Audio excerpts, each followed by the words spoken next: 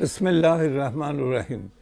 রমজান মাসে চ্যানেল আয়ের আসুন আমরা কোরআন বুঝে পড়ি অনুষ্ঠানে সকলকে আমন্ত্রণ জানিয়ে এবং সকলকে শুভেচ্ছা জানিয়ে আমার এই অনুষ্ঠান শুরু করছি।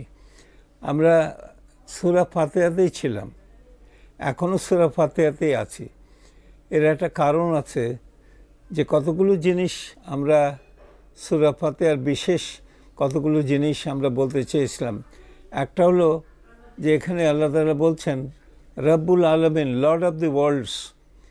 এই রবের অনেকগুলো মানে, যে তিনি আমাদের রক্ষক, তিনি আমাদের সব নিয়ামক, সব কন্ট্রোল করেন এবং সমস্ত কিছু রক্ষা করেন, তো লর্ড বলা হয়। তো আমরা সেই জন্যে আমরা বলি যে এই যে সমস্ত দুনিয়ার যিনি মালিক, সেই লর্ড, জগৎসমূহের প্রভু। তা আমরা জগৎসমূহ বলি কেন? আগে বলেছিলাম যে এর আগে অনেকে বিশ্বব্রহ্মাণ্ড বলতো, যে তামাম জাহান বলতো অনেকে। কিন্তু এখানে জগৎসমূহ না বললে যেটা বোঝা যায় না, সেটা হলো এই জগতের মধ্যে আমরা যে জগৎ বলি, এই জগতের বাইরে এবং এই জগতের ভেতরে অনেক জগৎ লুকিয়ে আছে। আমরা আজকে সেটা একটুখানি দেখব যে কেন আমরা জগৎসমূহ বলি। আমি একটা এক্সাম্পল দিয়ে বোঝাতে চাই। ধরুন কোনো একটা জায়গায় ব্রেকফাস্ট টেবিলে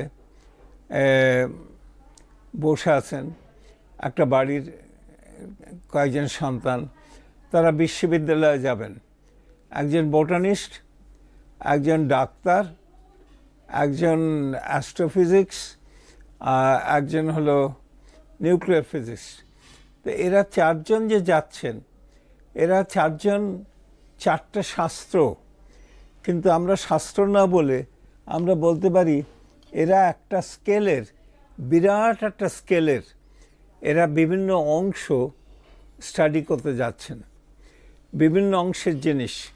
যিনি বোটানিস্ট, তার কাছে একটা গাছ, বড় গাছ, তো 100 মিটার্স, এটা এই মিটার অর্ডারের গাছ এবং খুব অঙ্কুর থাকে, তখন এটা হয়তো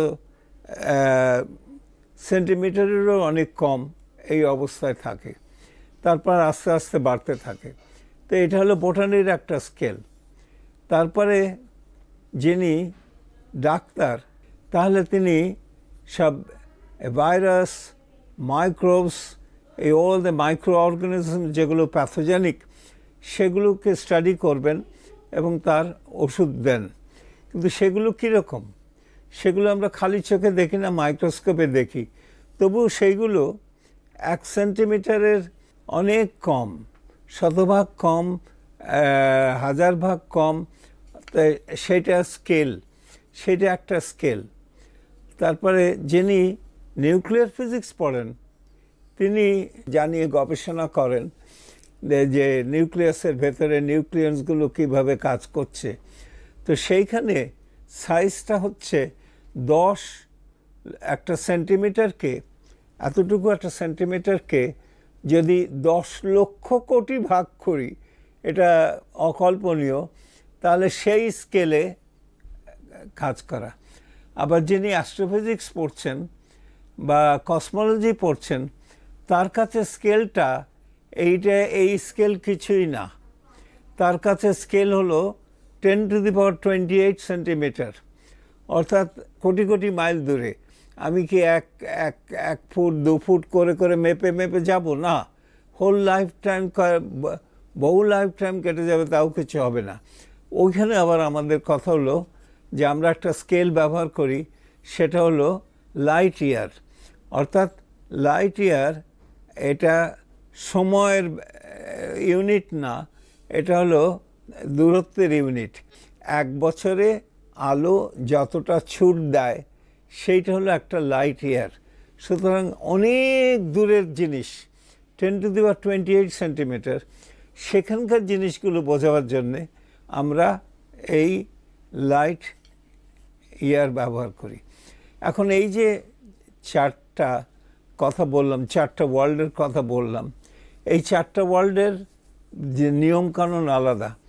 ছোট ছোট জিনিসের নিয়মকানুন সেটা যারা ক্লাসিক্যাল মেকানিক্স বোঝে না, এই মানে না, তাদেরকে করবার জন্য একটা মেকানিক্স দরকার, সেটা হলো কোয়ান্টাম মেকানিক্স। সেখানের আবার বৈশিষ্ট্য হলো এই, দেখা হয় কোনো একটা পার্টিকেলকে যদি আমি দেখতে চাই তাহলে সে কণার মতো ব্যবহার করে, আর না দেখলে সে তরঙ্গের মতো ব্যবহার করে।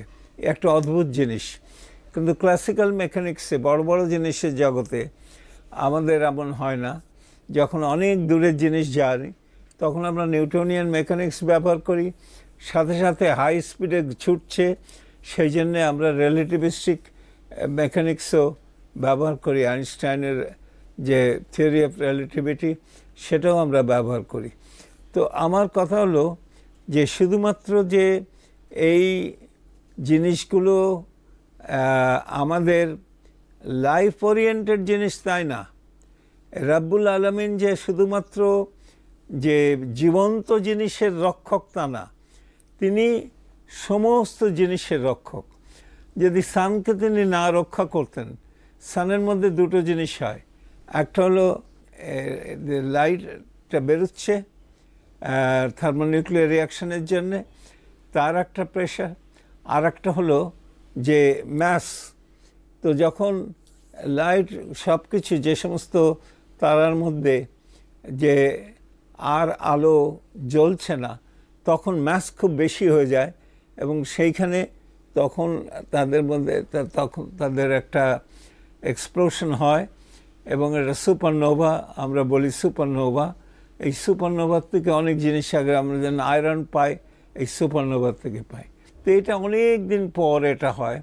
তো আমরা যেটা বলছি যে আল্লাহ তাআলা এই যে বিভিন্ন জগৎ তিনি সৃষ্টি করেছেন বিভিন্ন নিয়মের মারফতে, এবং তিনি শুধু জীব জগৎকেই যে তিনি সাস্টেন করেন তা না, সেই জগতেরই যিনি তিনি রক্ষক তা না, যেই জিনিসের প্রাণ নাই অথচ যে জিনিস আমাদের জন্য দরকার সেই জিনিসগুলোকেও সাস্টেন করবার জন্যে তার চেষ্টার শেষ নাই।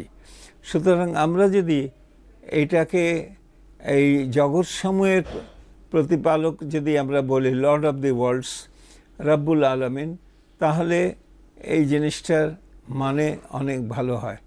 তো এই যে আমরা পড়লাম, এইটা আমরা আগামীতে এই সূরা ফাতিহার আরও একটি দিক নিয়ে আমরা আলোচনা করব।